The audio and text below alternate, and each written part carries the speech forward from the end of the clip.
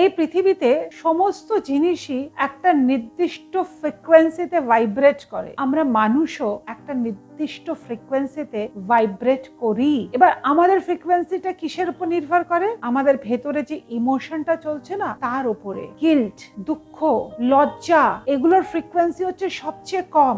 যখন মানুষ লজ্জা, গিল্ট এগুলোর মধ্যে দিয়ে যায় না, তখন কিন্তু সে আরো নিচে নামতে থাকে, তার চাওয়াগুলো কিন্তু পূরণ হয় না। কিন্তু যখন সে গ্রেটফুল, গ্র্যাটিটিউড এই ইমোশনের মধ্যে থেকে যায়, তখন কিন্তু তার ফ্রিকোয়েন্সি থাকে সবার উপরে। তাই সব সময় গ্রেটফুল থাকুন, মানুষকে গ্র্যাটিটিউড জানান। কেউ কিছু আপনাকে সাহায্য করলে থ্যাংক ইউ বলুন, গডকে থ্যাংক ইউ বলুন, ঈশ্বরকে থ্যাংক ইউ বলুন, অল মাইটি ইউনিভার্সকে থ্যাংক ইউ বলুন। আমরা সবাই বছরের প্রথম দিন মন্দির, মসজিদ, চার্চে যাই কি বলতে? ভগবান, আজকে 1 জানুয়ারি 2025, বছরটা যেন আমার ভালো চায়। সব সময় চাইতে যাই না, আমি কিন্তু সেটা করি না। একটা সিক্রেট বলছি, আমি কিন্তু বছরের শেষ দিন 31 ডিসেম্বর মন্দিরে যাই। কেন জানেন? ভগবানকে বলতে, তুমি 2024 আমায় যা দিয়েছো, অনেক দিয়েছো ঠাকুর, তার জন্য আমি তোমাকে ধন্যবাদ জানাই। এটা হচ্ছে শুধু অ্যাটিটিউডের একটা ম্যাটার।